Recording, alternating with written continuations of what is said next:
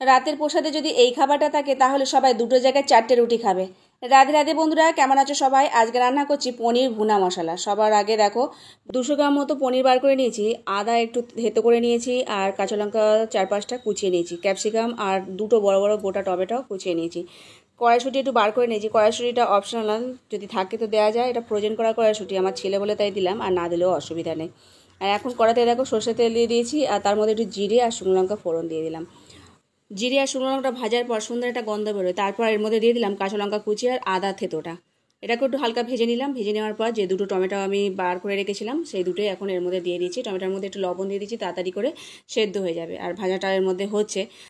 মাঝারি সাইজে দুটো টমেটো ছিল, সেগুলোই দিয়েছি। আর একটু বড় বড় দিলে ভালোই হতো, তো যেমন ছিল তেমনই দিয়েছিলাম। তারপর এর মধ্যে দিয়ে দিলাম 1 চামচ বেসন। বেসনটাকে ভালো করে তেলের মধ্যে নাড়িয়ে চাড়িয়ে ভেজে নিচ্ছি।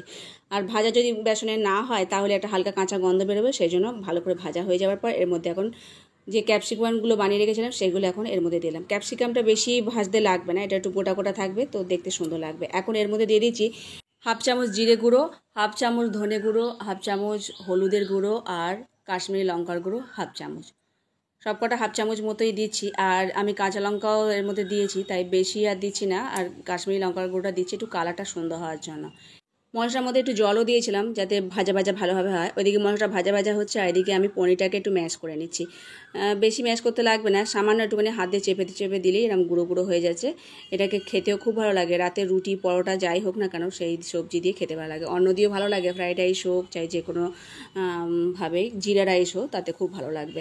মশলাটা ভাজা হয়ে যাবার ওতে একটু পরিমাণ মতো চিনি দিচ্ছি, যেহেতু পনিরের সবজি, নিরামিষ সবজিতে একটু চিনি না দিলে ভালো লাগে না। তো কড়াইশুঁটিটাও তার মধ্যে দিয়ে দিলাম, সবার শেষে কড়াইশুঁটিটা দিলাম যাতে ওর গ্রিন কালারটা ভালো থাকে আর দেখতেও সুন্দর লাগে। এখন ওর মধ্যে জল দিয়ে দিয়েছি, দেওয়ার পর পনিরটাও দিয়ে দিলাম।